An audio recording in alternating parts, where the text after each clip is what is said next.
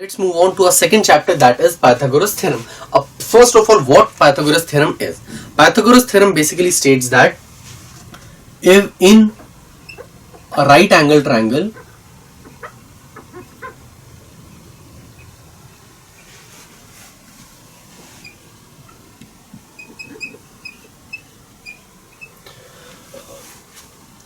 the square of hypotenuse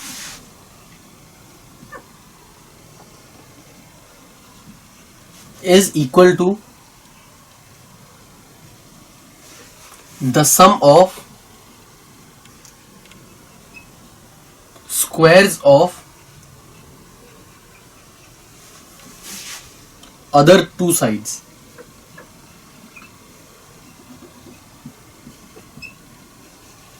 इसका मतलब है कि अगर मैं obviously we all know what Pythagoras theorem is, but we just know the formula. What this is basically the definition of Pythagoras theorem. अगर मेरे पास कोई ट्रायंगल है A, B और C, हाइपोटेन्यूज कौन सी होती है? The longest side. ओके, जो सबसे बड़ी साइड जो होती है उसका जो स्क्वायर है, okay, the sum of square, sorry, the square of hypotenuse मतलब कि AC का square of hypotenuse is equal to the sum of squares of other two side, मतलब कि बाकी दोनों साइड्स के स्क्वायर्स का सम, मतलब कि AB square plus BC square. ये बेसिकली होता है Pythagoras theorem. Okay, depending on the naming, हमेशा जैसे कि इसके अंदर तो मैंने AC square is equal to AB square plus BC square लिख दिया. However this is not a formula.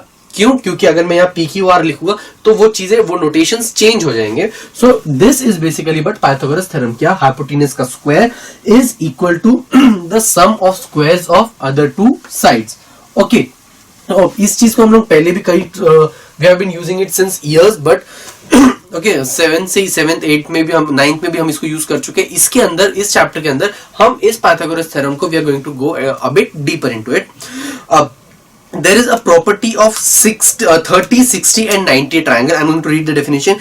If acute angles of a right angle triangle are 30 degree and 60 degree, क्या कहा गया है? जो एक्यूट एंगल्स होते हैं, एक्यूट एंगल मतलब कि वो एंगल जो 90 डिग्री से कम हो, of a right angle triangle मतलब कि एक एंगल जो है वो 90 डिग्री होना चाहिए, बाकी जो है वो एक्यूट मतलब कि इसको अगर मैं मान लेता हूँ 30 डिग्री है और इसको अगर मैं मान लेता हूँ 60 डिग्री है, तो 180 कंप्लीट हो गया. 30, 90, 60.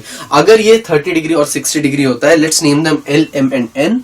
L, M and N. So, if acute angles of right angle triangle are 30 degree and 60 degree, then side opposite to 30 degree is angle is half hypotenuse. मतलब कि side opposite to 30 degree मतलब कि MN कितना होगा? MN is equal to half hypotenuse मतलब कि half of L into N. ये hypotenuse है, isn't it? 90 डिग्री के अपोजिट वाली साइड. और and the side opposite to 60 degree angle is √3 times hypotenuse मतलब कि 60 डिग्री के अपोजिट वाली साइड कौन सी है? LM. So LM जो होगा that will be equal to √3/2 times of hypotenuse मतलब कि LN. इसको हम डायरेक्टली यूज कर सकते हैं while solving it. The only thing is कि हमको रीजन में 30, 90, 60 so yeah 30, 60, 90 देना पड़ेगा कि this is the reason property 30, 60, 90 property and this is the reason why we are going to use it. अब कैसे यूज करेंगे हम देखेंगे इसको आगे questions when we'll be solving. और एक प्रॉपर्टी है 45, 45, 90 degree. Okay, if acute angles of right angle triangle are 45 and 45 degree, each of the perpendicular is √1/√2 times hypotenuse. क्या कहा गया है कि अगर मेरे पास कुछ इस तरीके के का कोई ट्रायंगल है, जो मान लीजिए यही नाम दे देते हैं L, M and N. ये है 90 डिग्री और ये दोनों साइड्स है 45, 45 डिग्री, 45 डिग्री, 45 डिग्री. ओके, तो क्या कहा गया? अगर ये 45, 45 डिग्री होता है तो ईच ऑफ द परपेंडिकुलर मतलब कि LM is equal to MN is equal to 1/√2 times of LN hypotenuse LN. Okay, ये होता है 45, 45, 90 degree property of a triangle. कि अगर हमारे पास कोई राइट एंगल ट्रायंगल हो जिसकी बाकी जो एक्यूट एंगल्स हो वो 45, 45 डिग्री हो, उस वक्त पे जो LM और MN है मतलब कि हाइपोटेन्यूज के अलावा जो दोनों साइड्स होती है वो इक्वल होती है and both of them are equal to 1/√2 times of hypotenuse, इसके अंदर मैंने ln को हाइपोटेनियस लिया है, तो 1/√2 times of ln. Okay, we'll be seeing some questions based on this, but before that there are some more theorems that we'll have to go for. Let's first check them. Okay, next है हमारे पास similarity and right angled triangle. ठीक है, मुझे अब सबसे पहली theorem है हमारे पास in a right angle triangle. Okay, let's write this. Similarity and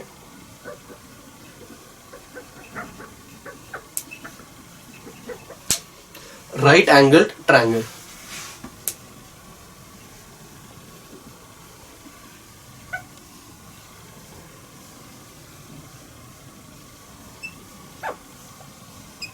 okay, अब पहला है हमारे पास first theorem is in a right angle triangle if the altitude is drawn to the hypotenuse. Okay, this is our theorem. In a right angle triangle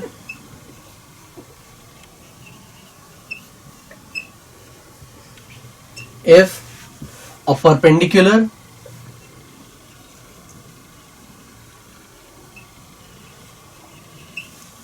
is drawn to the hypotenuse,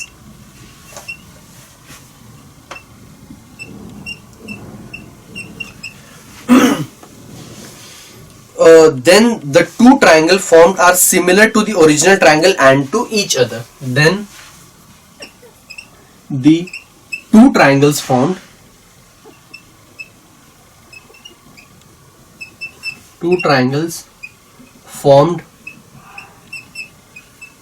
are similar to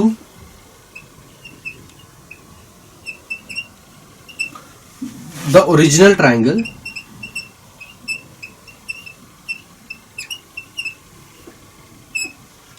and to each other. Okay, अब इसका मतलब क्या होता है? एक triangle लेते हैं ABC, ABC. This is a triangle which is right angled at B. Let ABC be the triangle right angled at B, and हम एक परपेंडिकुलर ड्रॉ कर रहे हैं फ्रॉम B to AC, और ये है एक perpendicular, let's name it D. Okay, so अब इन ट्राइंगल, अब गिवन क्या क्या है हमको. अब now I am going to rub this theorem because plus one more thing, whenever there is some kind of proof that comes to your examination, you will have to make sure that theorems should must be written word to word. Okay, कुछ भी mistake नहीं होनी चाहिए, इसको word to word ही लिखना पड़ता है. Even though कि आप किसी और तरीके सॉल्व कर सकोगे, but no, you will have to write it word by word. ठीक है, अब given क्या क्या है? in triangle ABC, angle ABC is equal to 90 degree. This is given. Okay, क्या है? in triangle ABC, इसके अंदर angle B is equal to 90 degree. ठीक है, ये given है. और segment BD is perpendicular to segment AC. segment BD is perpendicular to segment AC. Okay, these things are given. हमें प्रूफ क्या करना है? क्या कहा था थ्योरम के अंदर कि ये जो ट्राइंगल्स बने हैं, मतलब कि ये जो न्यू ट्राइंगल फॉर्म होते हैं, मतलब कि ADB और BDC, ये दोनों एक दूसरे को भी सिमिलर होते हैं, और ओरिजिनल ट्राइंगल मतलब कि ABC इसको भी सिमिलर होंगे. ये चीज हम प्रूफ करेंगे. Let's see. So we need to prove ADB is similar to ABC. To prove ADB, triangle ADB is similar to triangle BDC. Okay, पहले ABC से प्रूव करते हैं. triangle ABC. सेकेंड हमें प्रूव करना है triangle CDB is similar to triangle ABC. और third हमें prove करना है triangle ADB is similar to triangle CDB. ये तीन चीजें हमें प्रूव करनी है. ओके, अब पहले देखते हैं ADB एंड ABC को. Okay, so in triangle, okay, this is proof. In triangle ADB and triangle ABC, कौन सा? ADB और ABC. ठीक है ना?